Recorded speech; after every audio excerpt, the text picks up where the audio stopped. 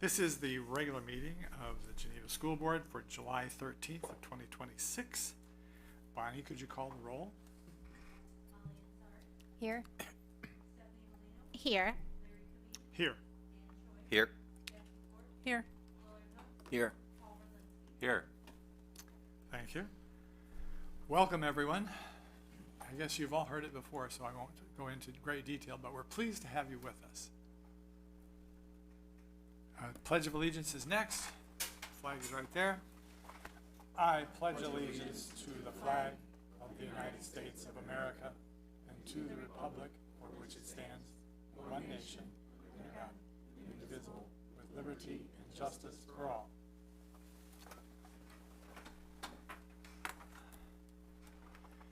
There's an attendance sheet if anybody forgot. Approval of minutes. Bonnie, have you received any changes? No.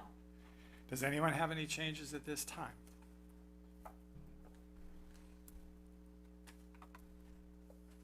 We have minutes for the regular session of June 15th and the executive session of June 15th. Do we have a motion to approve? So moved. Second. Roll, please. Abstain. Aye. Aye. Aye. Aye. Abstain. Aye. Thank you.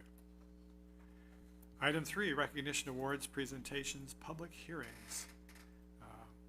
Tentative budget. Todd is there, ready, and in case you haven't heard it before, this is his opportunity to present it to you. Well, good evening. Thank you. This may seem redundant for some of you, but it is our tentative budget. This includes all activity financially from our fiscal year July 1st of 2026 to June 30th of 2027. And this is the third of 4 stages in our budgeting process. A little bit about the timeline. So we start off with preliminary budgets. January, April, May, those are our primary areas that we look at for spending.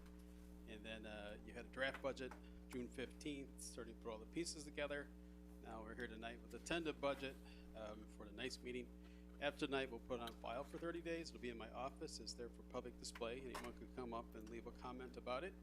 And then it'll be reviewed. And we have placed an ad in the paper for our public hearing on the budget. That'll be August 24th. We'll take testimony from the board and from anyone present. And then we'd ask the board to adopt the budget. A little bit about our receipts, revenues, and our disbursements and expenditures. Most of our revenue comes locally. That's through ad valorem taxes or property taxes based upon strong equal assessed valuation and growth. We also have other things such as some of the fees that we collect for student participation, student registration, but also things such as our food service comes out of our local revenue. State revenue is pretty much dependent upon evidence-based funding, but also includes some of our title grants. And then lastly, our federal area includes the rest of our grants, and especially areas such as IDEA.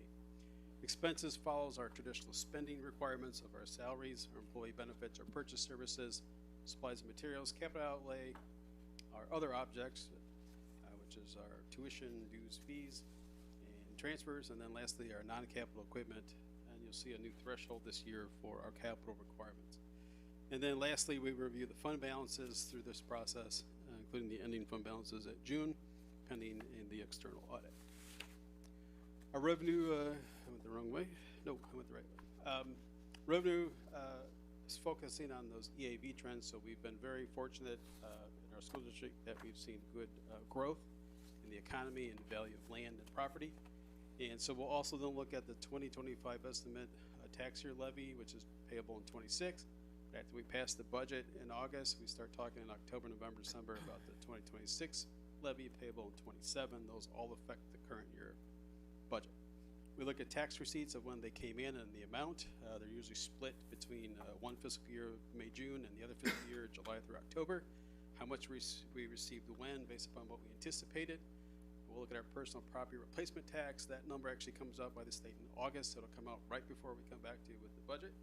Or it'll have to be estimated. And then again, our school fees, our registration, participation, other fees that we collect It also includes our interest income, which we've been very fortunate last couple of years about the return on investment.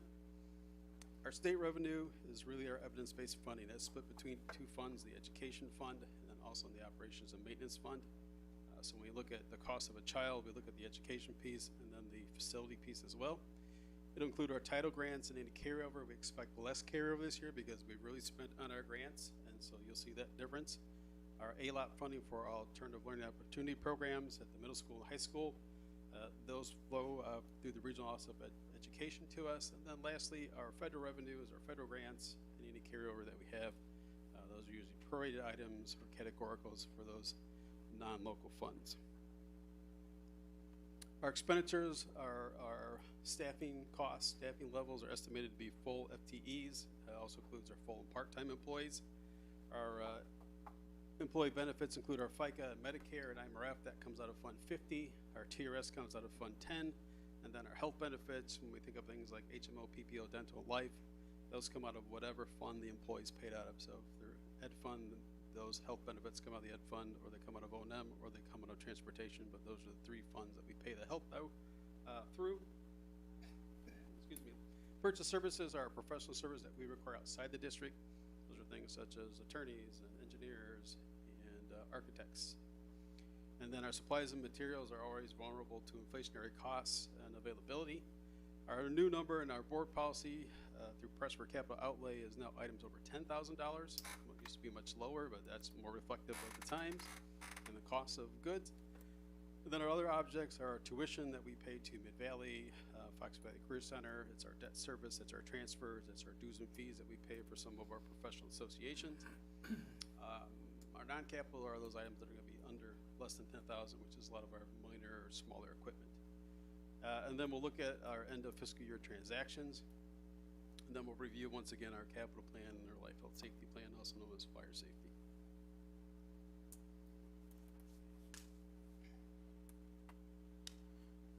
So the education fund, I just want to cover that briefly. So after the tentative budget accepted, I mentioned it'll be placed on display. This is where people can kind of come and compare some of our numbers, maybe ask questions, maybe leave comments. And so in 25-26, we've seen less tax receipts come in. We talked about people appealing their taxes in the Board of Review. We did see some less interest income from what we planned. Those are some changes that we've seen in fiscal year 26. We did see where on the bottom there, the federal funds went up, and that is because we received more Medicaid money. And so overall, the 82.7 to 81.6 million is very acceptable in the range of budget to estimated ending revenue. On the draft side for fiscal year 27, we do forecast still good EAV growth, less interest income, less state revenue, but we may see a few more federal dollars based upon timing of repayment. So that's reflected in the bottom here of the 1.8 million to the 1.9 million. And so revenue is still very comparable from when we came and gave the draft last month. Any questions on the ed fund revenue? Okay, moving on to the expenditures. On the expense side, things were very in line with what we anticipated. There is one change here in some of our supplies and materials, and that has to do with when we ordered and purchased textbooks. Some of that didn't all get spent this year, but that will be carried over into next year. That's really the only change that we see right here from what we anticipated. And so overall, 84 million to 85.2 million. We're a little higher for some of those areas, but overall it's a very good range. Looking at this area now with the fiscal 27 draft budget, we have increased the salaries comparable to our working agreements and our contracts. Our benefits did go up from last time. I believe I underestimated those, and I went back and looked at any changes within plans and costs of insurance, and so I went from the draft to a more realistic tentative number based upon some of the trends that I've seen here, anticipate going to next year. Purchase service very stable. Supplies and materials down slightly. We have a few less things that we have to buy, and our capital outlay is pretty much the same as the prior year. What we prior budget, what we plan to spend. I did have transfers in here. I took those out, so there's a little difference between these two lines for the board to take note of. but overall, 88 million to 87 million in the tentative budget. Just come down a little bit in the education fund.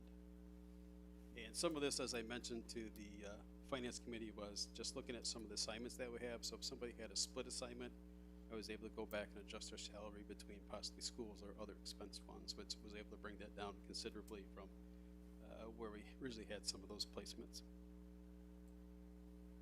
All right, so this is the estimated beginning balance, 26 million. Revenues to expenditures, we have more expenses. This would be the estimated fund transfer to Fund 20 for our capital projects.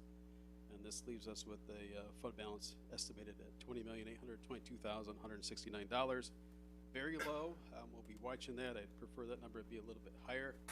But as I mentioned to the committee, when you look at the overall fund balance policy, we will exceed the fund balance policy. So although it's lower, we're still where we need to be financially.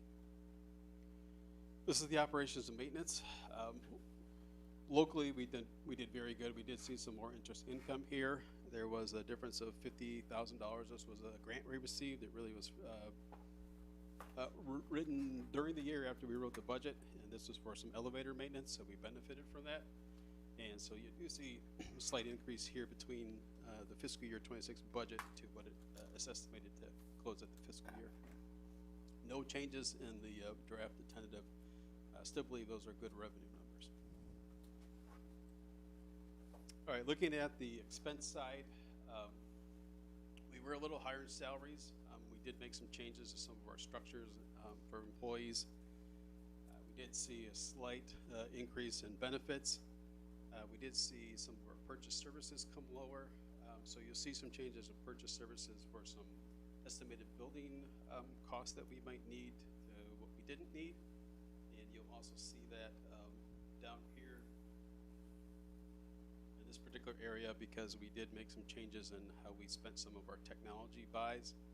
We did that on timing availability of some of the chips and deliveries, and so we did adjust some of those. This is the contingency fund. We needed very little of the contingency fund this year, and overall 14.6 million budgeted to 13.7 is a good number for us as we look at closing the fiscal year. A little bit of a change here in the costs for the operation of maintenance. Did increase the salaries, kept the benefits the same. Pretty much everything was the same all throughout the rest of that.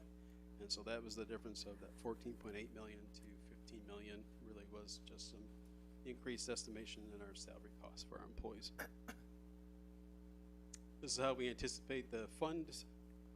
Beginning balance of 6.7 million, revenues of 16.9 million, expenditures of 15 million, leaving a fund balance of 8.6 million. These two numbers are going to Fund 60, so we anticipate the need of 10 fund of 2.5 million into Fund 20, and then a total movement of about 7.7 million, which we believe is the spending plan that we've approved for the cap. No, we believe it is a spending plan, but that is 7.7 million. This is kind of a low number, so we'll be monitoring that. It's not a comfort number for me. Sometimes that number does get very low, March and April, till new taxes come in May and June, but we'll be monitoring that. But that is where we estimate the fund to be at the end of the fiscal year next year. Debt service, pretty much this is all relying on taxes and interest income. So you can see that reduced interest income and some reduced taxes affected this number here. We kept this the same for this year, so pretty stable fund overall. Looking at the expenditures, this was the legal costs for the refunding, so we've kind of kept that in there as well, not knowing what that will be. And then this is our principal and interest payments that we're required to make to pay our debt. So this fund is 8.7 million. Revenue exceeds expenditures. There'll be some savings there, hopefully, in some of our refunding that we'll see, some of our investments, and the extra 1% the county adds onto the levy. And you'll see this fund increase here as well. Transportation fund. So overall, the taxes came in pretty close with the investment where we thought it would be. Bus sales, or the bus sales that we actually sold. We did see the state come down a little bit. This was a categorical payment that we thought we'd see for regular transportation, vocational, and special needs. Excuse me, we thought that would come in June. It just came in last week, and so that's just a difference of timing.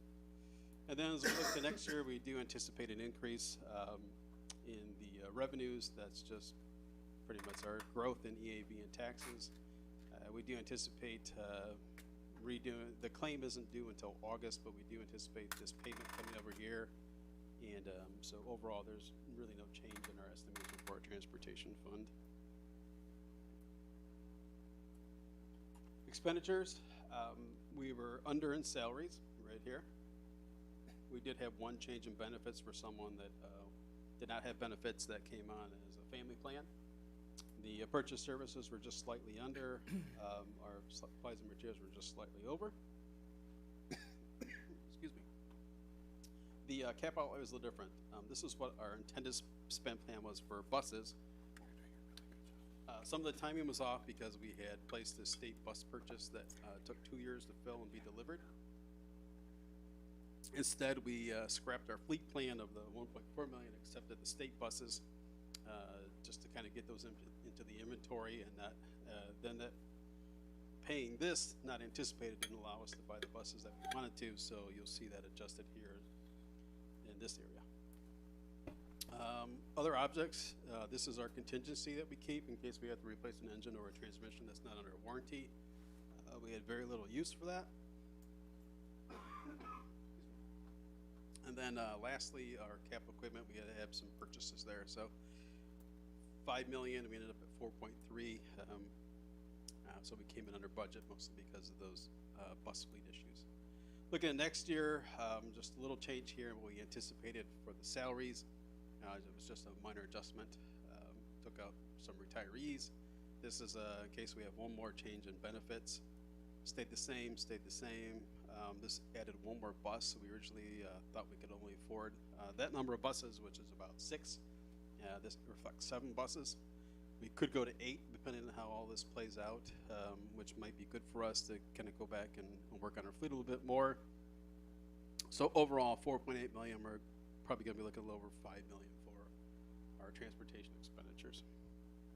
This is how the fund plays out, 5.4 million, estimated revenue of 4.4, a little over 5 for expenses. We'll end with less money because we're buying more buses, spending down the fund balance at 4.8. All right, our retirement fund is our FICA Medicare and IMRF. It just kind of reflects our costs that we have for our employees based upon their salary. And so we were under from the budget, and this is the number we think is a good number for next year. So it just kind of falls in line with what we have for salaries. I'm sorry, this was revenue. This is our taxation. This is what we anticipate for the cost of the salaries. And so overall, very similar, 4.3 million fund balance. I did levy less this year. I want to spend that down. And so with 3.3 million revenue with more expenses, we'll start doing that. It's not good to have a higher fund balance in some of those. It's not necessary, and so I've been able to pull the levy down in this fund and reallocate it to another fund where it's needed. It's just a levy strategy. Capital projects, this is all interest income, so good return. We expect a little less. And then this is how we believe some of the transfers might play out. This is the Ed fund. This is the max that we anticipate coming out of the O&M fund. So 7.7 is where it should be. I've left a little bit of space in there before we finalize the budget in case we discover something over the summer and we need to adjust that. And so that's why that says 8 million. And the expenditures are right here. This is the current year capital plan. We're just slightly under. This is the estimated capital plan going into fiscal year 27. And so 822,000 is our beginning balance, 65,000 revenue. Our expenditures are the capital plan. We would need this to be offset by fund transfers, and this leaves us this amount. It is good to have a cushion. It's always something that we like to see in that particular fund in case construction or costs end up more than we anticipated. Working cash is just an investment fund, so all of that you see is interest income. We actually had a little bit more here because opposed to other funds that fluctuate between the revenue minus expenses, this does not fluctuate. And we had some really good returns at the very beginning, but we did pull that back down to what we think it will be. it was a good year for working cash. There's no expenses for this fund, so we do see the fund continue to growing. We've had conversations in the finance committee about maybe, if needed, moving some of those dollars to another fund. That would have to be by hearing, board resolution, and transfer process. TOR fund is another fund that we don't expend money from, so this is just simply interest income. And no expenses, and this is the change in fund from 36,000 to 37,000. And our last fund is our fire prevention and safety fund. This fund is has a couple pieces. It has interest income, and then it has levy amounts in here, which is where we get the revenue from for this particular fund. And you can see where this was our anticipated expenditures for our capital outlay. It came in over budget. And this is this year's plan of $500,000 of what we call Capital A out of the 10-year life health safety plan. And so between Fund 60 and Fund 90, that is our total capital investment for the district for the given year. So that fund is at $579,000. Here's our revenue minus the expenses of the cap plan. This will leave us a lower fund balance, which is still a good cushion. Good cushion for that fund, which is where we want that to be as well. A little bit about some things that can change. Non-payment of taxes, enrollment, of course, affects our revenue. Any state funds or carryover, any changes in our federal funding levels. On the expense side, any over understaffing. So if we don't get to our full FTE, or we get to that or over, those are some of the changes we'll see. We'll see some post-budget changes in the enrollment plan. So we'll do the budget, and then people pick their enrollment plan and maybe change their insurance, say HMO or PPO or single family. That'll have an effect on the budget. Purchase services, any overages or projects. Supplies are affected by fuel. Utilities or CPI. It's amazing. It was perfectly fine the last meeting. I think it was that back row. That's what it said. And then our outlay and supply chain, it's affected by weather, availability. Our other objects are our tuition, so that's based upon our student enrollment and where we place students, either Mid-Valley or Fox Valley Career Center. Any equipment that we have that breaks, and then any auditor accruals. So this is just a summary of all the revenue. We anticipate $125,510,338 in revenue. That is offset by our expenses, slightly higher of $126,515,448. And then this is our current fund balance. We estimate at $70,688,278. This is the revenue mentioned. This is the expenditures. This includes the capital now. We anticipate ending at $61,983,218. And that is our tentative budget. So we've done the preliminary, we've done the draft, tentative, and this is where we're next step is next month. It's the last meeting because I mentioned we're waiting on the personal property replacement dollars. That'll complete our budget cycle for this year. Is the preparation part of building the budget and adopting it. Okay, any questions? Thank you, Todd. Any questions from anyone at this time? Yes, I have. It's okay. Sure. Okay. Yeah, so I was just trying to not get into the weeds, but I thought I understood. Okay, do I understand that you anticipate buying more buses next year because this money came in late from the state? Is that what I'm understanding? Right, so originally we had a fleet plan that had Yeah. us buying more buses. Yeah. We were notified that the state bus plan we bought 2 years ago was finally fulfilled and those buses were going to show up. Right. It made us change our spending plan so that those original millions of dollars that you see on there had to be set aside while the new ones came in. And we paid for those, so we did not go out for bid that year. One, we wanted to make sure we got them. We wanted to make sure that they were working. We waited on them for 2 years. That's why that was off that particular year, Dr. Hooks. And then we're going to get back onto our fleet schedule this year. Okay, so to the extent that I'm understanding from the transportation budget presentation that we're moving towards propane. Is that correct? More toward. Just asking. Yeah. So this year we will kind of max out the number of buses that we can have that's sustained by our propane tanks and our supply. That's the question. And then as was brought up in our finance, you know, one way to do it is either add a tank or have more deliveries.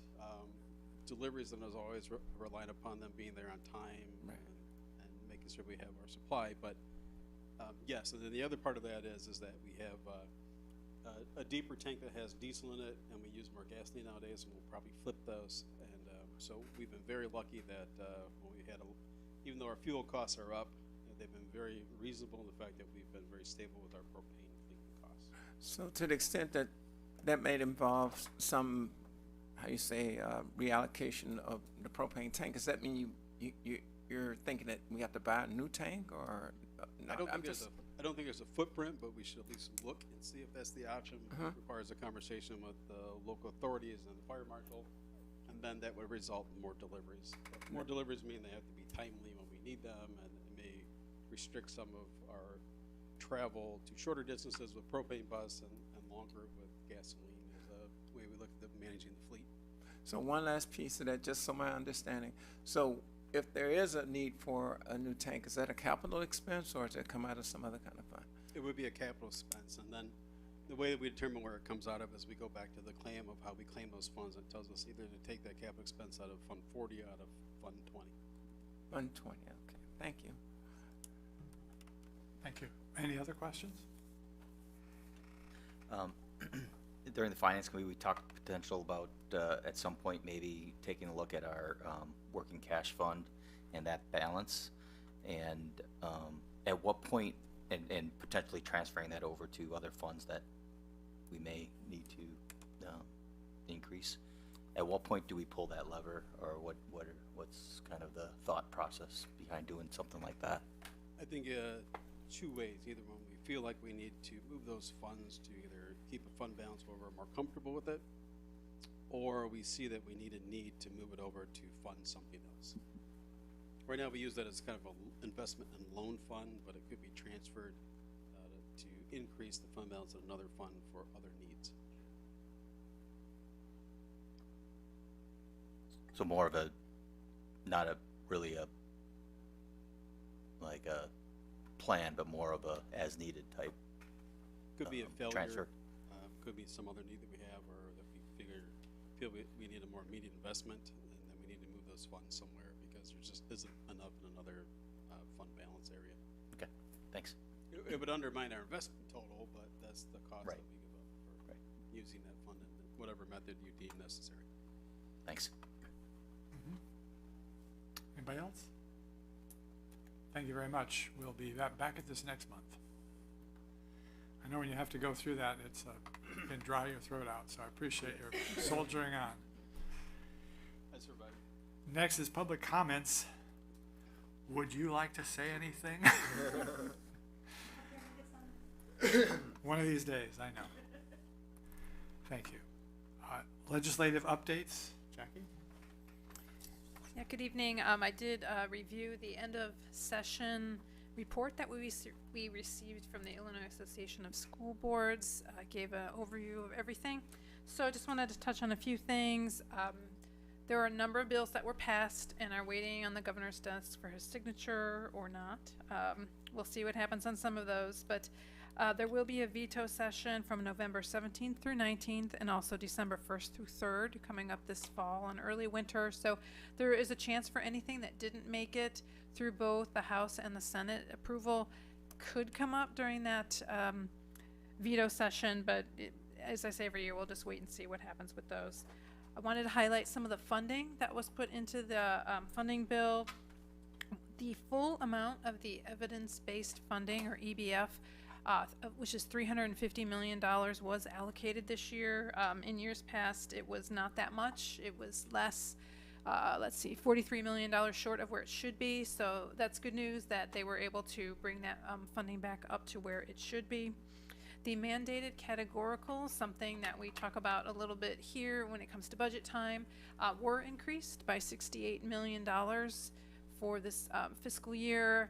Some of the things that are included in that are regular transportation, special education transportation, special education private and public facilities, free and reduced lunch, and orphanage tuition. Now we don't know exactly how much of that funding might come our way, but for right now, it did go up then compared to last year. which again is good news. A few different bills that we had talked about or I have found are interesting to watch. It did pass through both the House and Senate and have made it to the governor's desk for signature, so I'll just highlight a couple of those. We have Senate Bill 2427. This is the wireless device policy you may have heard of. We have our own policy, and it closely mirrors the policy that this has been proposed in potential act once it's signed. However, any district that has a current policy in place like we do is allowed to keep that policy through the 2030 to 2031 school year. At that time, then we must meet the requirements of the act. So we are pretty much almost there already, but at that time is when we would take a look at our policy and ensure that it mirrors the one that is being approved. The next bill is Senate Bill 3070. This has to do with that 2-year foreign language requirement that was passed, and it allows for anyone who is interested more in career and technical education that they could actually take classes as an alternate to foreign language. They would take classes that were related more to career and technical education. Those classes would be reviewed by the Illinois State Board of Education to ensure that they still would approve, but now anyone who is not necessarily on that track where they would need foreign language would be able to waive that. There is a separate bill, I don't have the number in front of me, that would just actually get rid of that 2-year foreign language requirement for everyone, but it did not pass through both the House and the Senate. So it's possible that one might make some amendments and come back in veto session or next year, but we'll take a look at that as the time comes. And then finally, there was a bill, House Bill 4862. This has to do with employee mental health, and again, I'm going to pull this one up to read a little bit about it. On what is in there, it incorporates specific elements regarding employee mental health, and it does charge the school boards with developing a procedure, and those are the exact words in there, so I wanted to mention this one. Some of those elements are including a commitment to support employee mental health in the workplace, opportunities for staff to provide feedback on employee mental health, an annual communication to school district personnel on available mental health resources and supports, and opportunities for the school board to receive information regarding employee mental health initiatives and programs. Some of these things are probably already in place here, but I just wanted to bring this one to everyone's attention since it specifically calls out school boards developing a procedure. And yeah, I think that's it for the ones I wanted to highlight today. That concludes my report. Thank you very much. The next item is the superintendent's report. Dr. Barrett. Yeah, thanks, Larry. Hope everybody's having a great summer so far out there. Just three items actually want to address with you today. First, just talk about our summer capital projects. I know we talked a lot about capital projects in the budget as Todd was talking us through that. And I think it's just important to highlight, how well this work is going. We have a lot of projects ongoing. Everything is on time, on scope, on budget. We know we're going to be well prepared for the start of the school year. And so we should be in really good shape for the start. But I also think it's just important to highlight a couple of the things we've done to make sure we're in that position, right? We've really made an intentional effort to do long-term planning, to get bids out very early. The facilities task force has been really engaged in some of these conversations, and I know the board has been engaged in some of these conversations and will continue to be. You can see pictures of some of the work that's been ongoing over the summer, whether it's upgrading our floors or some of our plumbing. The greenhouse is going to be a big impressive improvement when it's done. Fire systems that have been upgraded. And doing that long-term planning and making sure that we are prepared to hit the ground running as soon as the summer starts really makes a big difference. And so we're grateful for that support from the board that we can do all of that. Also, we're doing a lot of work because there's a lot of work that needs to be done. And we're able to use our fund balance because we had been saving up to do some of that work. And so we've been able to do that and do some pretty big spends and get some pretty important work done over these last several summers. And we're, as Todd laid out in the budget, we're going to continue to be able to do that. But also just kind of highlighting for everybody the knowledge that work is going to need to continue and that fund balance isn't going to exist forever. So we're going to need to be thinking about that and how we're going to continue to accomplish this work on this kind of trajectory that we've been really kind of laid a good foundation for. So I just thought it was worth addressing that a little bit. But a lot of great work happening so far this summer, and we should feel really good about how prepared we are for the start of the year.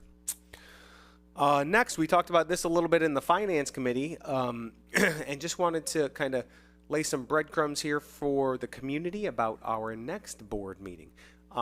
As we all know, the school district has a bunch of bonds out there. That's basically our mortgage, as we would call it, compare it to a homeowner, right? Our bond debt is like our mortgage debt that's floating out there, and the community will hopefully recall that the board made a concerted effort this past winter to go out and refinance some of those bonds at a better rate to do some savings for the taxpayers. Unlike your home, where your mortgage or a HELOC or something like that, you can go do that at any time. Municipal bonds can only be refinanced at certain times when they're considered callable, is the term, right? So what we did this past January was refinance part of the 2016 series bonds that were callable at that time. And what we also then talked about was that there would be a few additional bonds that would be callable this coming school year, and we would need to be prepared to hit the ground running as a board if we wanted to go capture some of those savings for the taxpayers as well. So that next round of bonds that is callable come January, based on looking at our financial trends with our municipal bond financial banker, Elizabeth Hennessy, who's been with us before. She notes the market is good for that still right now. And so refinancing these bonds can result, refinancing the 2017 bonds can result in savings of $786 and change $1,000. That's right back to the taxpayers. And if you combine that with the bonds that we refunded this past year, you're looking at 1.6, almost 1.7 million dollars in savings to the taxpayers by refinancing these bonds when we can. And you may note the numbers are small here, but as we were talking about in the Finance Committee, you can see how Elizabeth notes those would be structured. So Paul, when we talked about, well, what's the savings from refinancing, you can see there's a little bit of savings, this next coming year and the year after that. Then the way it's structured, a big chunk of those savings would come in the 2028 year. But still, even if you look at those savings and the present value savings, you're looking at present value savings of 3.49%. And as you'll recall, Elizabeth told us that anything, really you would try to shoot for, if you could get 3% or right around 3%, you should feel good about that. So the fact that, the market is giving us those favorable conditions, we would advocate that we do that and go forward and refinance. So what that means here is, remember, we've talked about this a lot. We talked about it at our May board meeting. We're giving you some an opportunity to process it a little bit today, and then what we would hope to do is that at our next meeting on August 10th, we would hope to have the board be able to approve the parameters for the bond resolution refinancing. So we would bring forward to you at our next meeting some explicit parameters that would basically say, all right, here's kind of the framework within which the board says, okay, Andy and Todd, you're now empowered to go try to get these bonds refinanced within X parameters. And then, as you'll probably recall, there's a whole lot of steps that would need to happen with Todd and I and some of our team to make that happen. We've got to renew our bond rating. We've got to go through all sorts of the appropriate steps with that. And then theoretically, we could get our bonds in the market sometime in September and be able to close in October. So if you have specific questions about that, can certainly talk through some of that. But we just did this once, so hopefully that makes sense, and hopefully you're feeling good about at our next meeting us bringing forward those parameters to you to be able to go and do that refinancing of that next series for some savings to the taxpayer. And then last, I just wanted to highlight, some of the things that have been happening in the last several months. This coming year, we're talking about our theme being that we're on a mission for kids here in Geneva. And I just want to reiterate and highlight how much support we get from our community to do that. Not just, like the personal support or the kind of care they give our teachers, or the way they support their students as learners, but again, candidly, financial. I mean, we have several things that we've worked through in the last recent months, whether it's some huge scholarships that our students earned at the end of the year. You see this is some new equipment at one of our elementary schools. Our RoboVikes, who won the state championship for the RoboVikes, have this new amazing trailer that you guys are hopefully going to be able to approve for us tonight as a donation. The weight room at the high school has been revamped this summer with some significant support from our all sports boosters, and that's a space that all of our students use through PE and athletics and whatnot. So I mean, we have some remarkable opportunities for our kids in this district, and it's because of a lot of remarkable support. I mean, all of these are things that are really cool, but we would not have been able to do any of these things this summer without that kind of external support from our community. So I just wanted to give that shout out and say how fortunate we are for that. That's really all I have, Larry. Okay. Any questions or anything? I'm sorry, didn't understand the trailer. What is that? Missed that. Yeah, so we have a citizen who's donating this new fancy trailer for the RoboVikes that they use to get to all their competitions. They have to take all sorts of equipment and their big robot and all this stuff. It's quite a production to get the team where they need to go. And so this trailer is being donated for them. Yeah. Anyone else? Okay.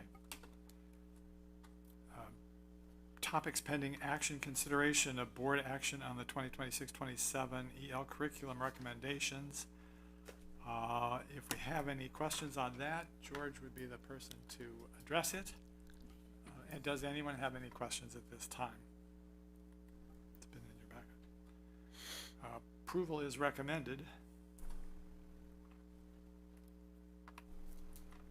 Motion to approve? Second? Aye. Aye. Aye. Aye. Aye. Aye. Aye. Okay, next, item 8, work study topics, future action considerations. Item 1 there is the 2026-2027 preliminary resource textbook adoption. Contained in the packet is information from Superintendent Pesmezes regarding textbook and instructional materials proposed for adoption for the dual credit courses, and this will be brought back at a future meeting for possible approval. But if anybody has any questions, it's appropriate time to ask them. George, you want to talk through briefly just why this is here right now instead of at a different time? Sure. This is a little different. These courses, if you might recall, were approved in the spring. At that time, we do have an agreement with Wabanzi Community College that we adopt the textbooks that are connected to these dual credit courses. At that time, there was some question on whether they would allow us to use our own textbooks or we had to use theirs. We had estimated the cost of those textbooks to be right around $13,000 at that time. They recently connected with us with the 3 textbooks. Those textbooks will total right around a little over $6,000. So we will have to purchase those textbooks for those approved courses. Those courses are AP Statistics, Calculus, and AP Psych and Psych 2, which will all receive dual credit for. Had one question. If it's okay. Yeah, and I read that from Andy's notes, so I take it these are hard copies, not digital copies, or how does that work? They are they are hard copies. They're not digital copies. Actually, 2 of the textbooks are you'll see they're on display. Are in binder format. Okay. Because we did ask for hard copies of those texts, and the publisher does not make an actual textbook, but they do provide a binder version of that we will purchase for the students. I'm a real fan of turning pages, so that's good. But that's just my bias. Thank you so much. Sure. Anyone else? Thank you all. Next item is for information, board meeting and presentation schedule, and the FOIA requests and board correspondence, and this is really for information only. Discussion is not required. Actually, real quick, on the board meeting schedule, are we supposed to put something on there about the board retreat?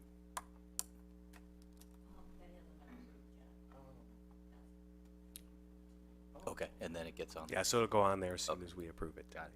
Good catch, Dan. Okay. Keeping you on your toes. Yep, good for you. I missed a few things, so I thought I missed it, so good. No problem. I do want to say I appreciate seeing in the board book, there was the example of what it will look like going forward. Yeah, I was It's asking. good. We were asking for some feedback. Does it seem better? We felt absolutely. like it would be better for us and better for you guys. So thank you. Awesome. We finally had some time to sit down and work through that as a team. So, and I'm credit to George because I made one and he said no, I think it could look better than this, and so he made it look better. Yes, thank you. I was going to ask if that looked okay. And it did. Good. Thank you. Item 10, the consent agenda. Personnel report, resignations, retirements, leave requests, changes in assignment, full-time equivalent, new hires. There were some of those. Item 2, monthly financials for June. Item 3, gifts, grants, and bequests. $9,500 from Grace and Power Controls, LLC. $4,000 from Bob Jazz Chevrolet. $1,500 from Geneva Pool Services. That must be to clean up the reflecting pool. Oh, maybe. Okay, I'll get in trouble for that. Pool services, $4,000, and for GHS athletic team supplies, uniforms, purchases, and other needs. Item 4, gifts, grants, and bequests, trailer to be used for robotics club events valued at $7,000. Ken Wilson. Item 5, gift, grants, and bequests, $17,900 FESPTO for assemblies, birthday books, field trips, outdoor education, and classroom needs. Item 6, the 2026-2027 board member calendar updated. Item 7, the suicide prevention services agreement. Approval is recommended. So moved. second. Aye. Aye. Aye. Aye. Aye. Aye. Aye. Board member comments and reports. Shall we start with Dan? Yeah, I don't have too much tonight. Thank you, Todd, for the informative tentative budget. So looking forward to the final budget next board meeting. And then, yeah, just looking forward to the board retreat this next Monday, so we can discuss a lot of the facility needs and how we're going to go about with that. So looking forward to that. I also don't have too much. I just want to say a big thank you for all the gifts that were mentioned in our consent agenda today. Those are very generous, so thank you to everyone for those. Yes, also I'd like to thank the people who've donated all these great gifts to a number of different organizations within the school. I think it's fantastic that so many people in the community reach out and support our kids. We had a facilities task force meeting last Monday. Had an excellent meeting. Talked as we're on time, on budget, even though we did get rained out a bit there for a week, and that caused a little bit of a problem for a couple projects. But I think we're well on our way there, and I think that's going great. I think people also would like to recognize is while we're doing this year's summer projects, Brian is already going out for bids for next summer. So we're 12 months ahead, and which these type of projects you need to be in order to make sure we can get them all done in the period of time that we have, and we don't have problems come when school's supposed to start and we're not done with projects. So I appreciate the work that he is doing. We also today had a communications task force meeting, a lot of good things discussed. We have the new SIS program, Student Information Services program, and the Parent View is coming along great, and we're going to hopefully be available for the parents soon, where they can get in and do the things that they need to in order to get ready for the upcoming school year. And I guess there's going to be a minor change to the online backpack that's coming. That's going to be a little more jazzed up a little bit in some cases, and help us to get some of our messages out there that we're going to need to in the next few months. Stephanie. Great. So not too much from me. We did not have a policy committee meeting this month, but we'll have that at the start of August, and then bring any of those policy changes to you guys then. So look forward to that coming up next month. I was also at the Communication Task Force meeting, so it was a great discussion around a lot of different big topics we have to talk to the community about. I think we've talked about several times the facilities needs and how we've been working on those as a district, but we do have a meeting coming up, or a retreat on Monday, to talk more about those, and we want to just make sure we understand how to share that with the community, what different needs we have, and what that's going to be looking like for the future of the district. So we had some great discussion around that. And then just some other changes coming up in the district, including that operation system. So exciting things coming there, and really working for an easier way for families to get much needed information at the start of the school year. So we are trying to move ahead with some of those changes so that we can make sure schedules get communicated easily and efficiently, both on our end and for parents. So look for more information there. But otherwise, hope everyone is enjoying the summer. Thank you. Willard. Yeah, I just want to thank Todd for sure. I was just reflecting as I was listening to your presentation. Sometimes we forget that we're a nation at war.